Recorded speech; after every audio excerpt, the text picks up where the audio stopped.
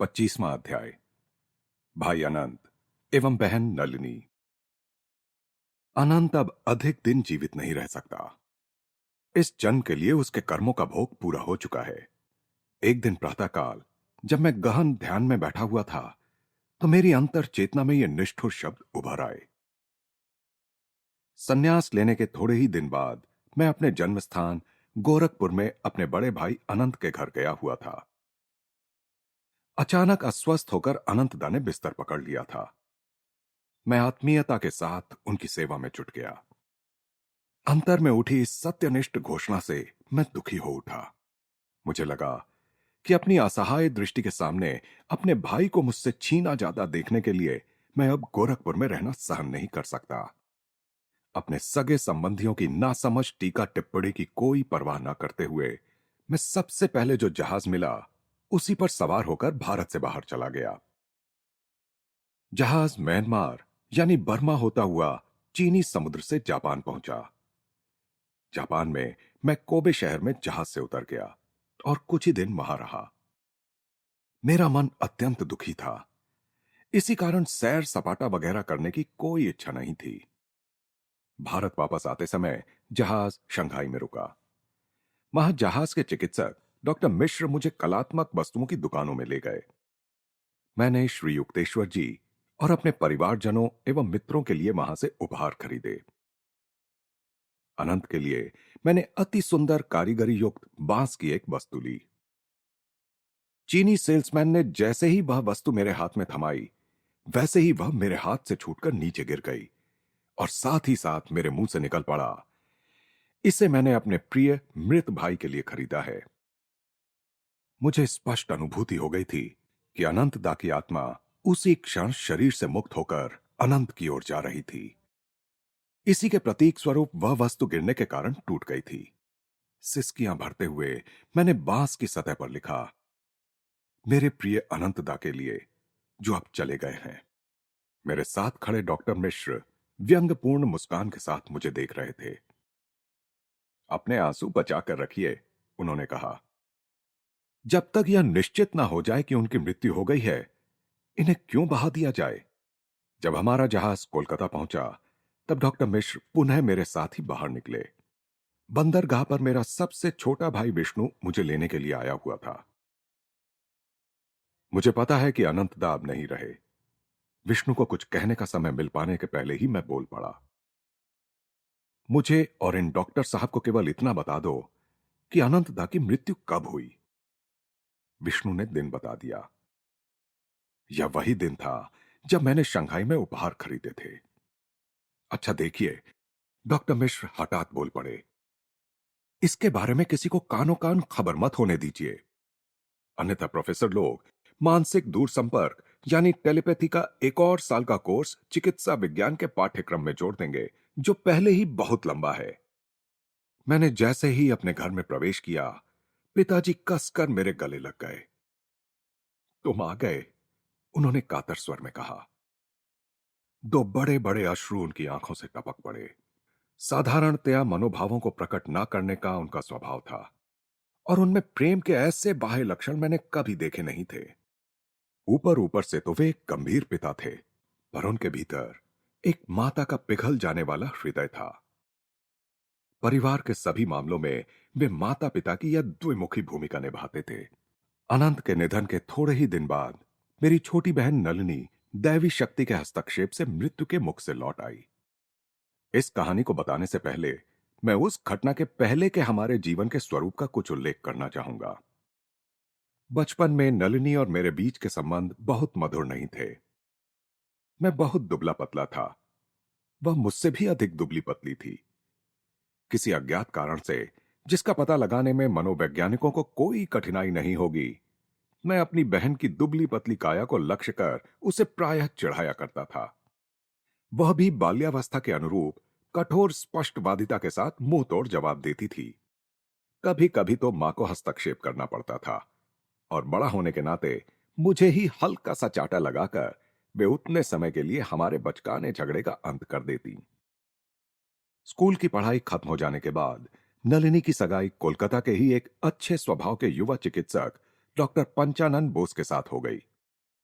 यथा समय पूर्ण रीति रिवाज के साथ विवाह संपन्न हो गया। विवाह के दिन रात को हमारे कोलकाता के घर की बैठक में बैठकर हंसी मजाक करते अपने अनेकानेक रिश्तेदारों के बीच मैं भी जाकर बैठ गया। दूल्हे राजा सुनहरी जरी के काम किए एक विशालकाय तकिए की टेक लगाए बैठे थे। उनके एक ओर नलिनी बैठी थी। अफसोस, जामुनी रंग की भारी रेशमी साड़ी भी उसकी कृशता को छिपा नहीं पा रही थी। मैं अपने नए बहनोई के तकिए के पीछे जाकर बैठा और उनकी ओर देखकर मैत्रीपूर्ण भाव के साथ मुस्कुराने लगा। उन्होंने विवाह के पूर्व नलिनी को कभी देखा नहीं था। विवाह के दिन ही उन्हें पता चल सका कि विवाह की लॉटरी में उन्हें क्या मिल रहा था। मेरी सहानुभूति को भांपकर डॉक्टर बोस ने संकोच पूर्वक नलिनी की ओर इशारा करके मेरे कान में कहा, यह क्या है? मैंने कहा, क्यों डॉक्टर, यह आपकी जांच परीक्षण के लिए कंकाल है। जैसे जैसे समय बीतता गया, डॉक्टर बोस हमारे परिवार के प्रिय पात्र बनते गए। जब भी हमारे घर में कोई बीमार होता तो उन्हें ही बुलाया जाता। वे और मैं घनिष्ठ मित्र बन गए। प्रायः हम लोग आपस में खूब हंसी मजाक करते और इस हंसी मजाक का विषय अधिकतर नलिनी ही हुआ करती। एक दिन मेरे बहनोई ने मुझसे कहा, यह चिकित्सा विज्ञान के लिए एक आश्चर्य है। मैंने आपकी इस अस्थि पंजर बहन पर सब कुछ आजमा कर देख लिया। कॉड लिवर ऑयल, मक्खन, मॉल्ट, शहद, मछली, मांस, अंडे, पौष्टिक दवाइयां, फिर भी एक शतांश इंच जितना भी मांस इसके शरीर पर नहीं आया। कुछ दिन बाद मैं उनके घर गया। वहां मेरा काम कुछ मिनटों में ही खत्म हो गया और मैं यह सोचकर जाने लगा कि नलिनी को मेरे वहां आने का पता नहीं चला होगा। मैं जैसे ही सामने के दरवाजे पर पहुंचा, नलिनी का आत्मीयतापूर्ण परंतु आदेशात्मक स्वर सुनाई दिया। दादा, इधर आइए। इस बार आप मुझे चकमा देकर नहीं जा सकते। मुझे आपसे कुछ बातें करनी है। मैं सीढ़ी चढ़कर उसके कमरे में पहुंचा। देखकर मुझे आश्चर्य हुआ कि वह रो रही थी। उसने कहा, दादा, पुरानी बातों को भूल जाओ। मैं देख रही हूं कि आध्यात्मिक पथ पर अब आपके पांव दृढ़ता के साथ जमे हुए हैं। मैं हर बात में आपकी तरह बनना चाहती हूं। फिर उसने आशा भरे स्वर में कहा, अब आप अच्छे हट्टे कट्टे हो गए हैं। क्या आप मेरी मदद नहीं करेंगे? मेरे पति मेरे पास फटकते भी नहीं और मैं उनसे इतना प्रेम करती हूं। परंतु मेरी मुख्य इच्छा ईश्वर साक्षात्कार में उन्नति करने की है, भले ही मैं दुबली पतली और अनाकर्षक ही बनी रहूं। उसके अनुरोध से मेरा हृदय पिघल गया। हमारी यह नई आत्मीयता धीरे धीरे बढ़ने लगी। एक दिन उसने मेरी शिष्या बनने की इच्छा प्रकट की। आपको जैसा ठीक लगे उसी प्रकार से मुझे शिक्षा दीजिए। पौष्टिक औषधियों के बदले मैं ईश्वर में अधिक विश्वास करती हूं। उसने दवाइयों की ढेर सारी बोतलें उठाईं और अपनी खिड़की के बाहर नाली में उड़ेल दी। उसकी श्रद्धा की परीक्षा लेने के लिए मैंने उसे मछली, मांस और अंडे खाना छोड़ देने के लिए कहा। कई महीनों तक जब नलिनी मेरे बताए विभिन्न नियमों का कठोर पालन करती रही और अनेक मुश्किलों के आने पर भी शाकाहारी बनी रही, तब एक दिन मैं उसके घर पहुंच गया। बहना, तुमने पूर्ण अंतःकरण के साथ आध्यात्मिक नियमों का पालन किया है। अब उसका फल मिलने का समय आ गया है। शरारत भरी मुस्कान के साथ मैंने आगे कहा, तुम कितनी मोटी बनना चाहती हो? हमारी चाची जितनी, जो वर्षों से अपने पांव नहीं देख पाई हैं। नहीं, पर मैं तुम्हारे जितनी ही हट्टी कट्टी बनना चाहती हूं। मैंने गंभीर होकर कहा, ईश्वर की कृपा से मैं जैसे हमेशा सत्य ही बोलता आया हूं, वैसे ही मैं अब भी सत्य ही बोल रहा हूं। ईश्वरीय कृपा से वस्तुतः आज से ही तुम्हारे शरीर में परिवर्तन शुरू हो जाएगा। 1 महीने में तुम्हारा वजन मेरे वजन जितना ही हो जाएगा। मेरे हृदय से निकले इन शब्दों की पूर्ति हो गई। 30 दिन में नलिनी का वजन मेरे वजन जितना ही हो गया। इस नई गोल मटोलता ने उसे सुंदरता प्रदान की। उसके पति को उससे गहरा प्रेम हो गया। दुर्दैवजनक रूप से शुरू हुआ उनका वैवाहिक जीवन आदर्शजनक रूप से सुखी हो गया।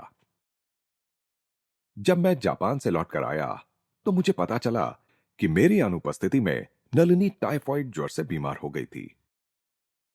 मैं तुरंत उसके घर गया और देखकर हैरान रह गया कि वह अत्यंत कृशकाय हो चुकी है। वह बेहोशी की अवस्था में थी। मेरे बहनोई ने मुझे बताया, रोग की जीर्णता से सन्निपात होने के पहले वह बार बार कहा करती थी, यदि मुकुंद दादा यहां होते तो मेरी यह दशा नहीं होती। उनकी आंखें भर आई थीं। उन्होंने आगे कहा, दूसरे डॉक्टर लोगों को और मुझे भी आशा की कोई किरण नजर नहीं आती। इतने लंबे समय तक टाइफॉइड से जूझने के बाद अब उसे आंव रक्त की पेचिश शुरू हो गई है। मैंने अपनी प्रार्थनाओं से आकाश और पाताल तक को हिला दिया।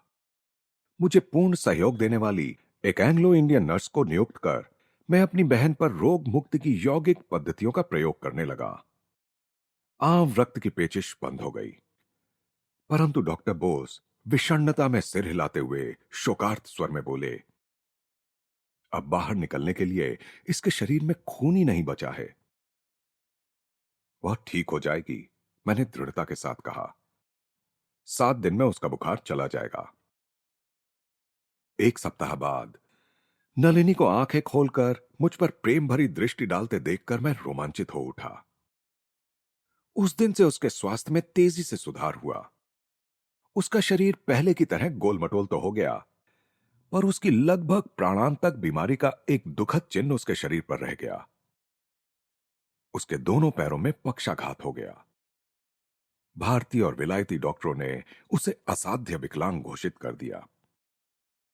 उसके जीवन की रक्षा के लिए मैंने प्रार्थना के द्वारा जो अविरत युद्ध छेड़ रखा था, उससे मैं थक गया था। मैं श्री युक्तेश्वर जी की सहायता लेने के लिए श्रीरामपुर गया। जब मैंने उन्हें नलिनी की दशा से अवगत कराया तो उनकी आंखों में गहरी सहानुभूति उभर आई।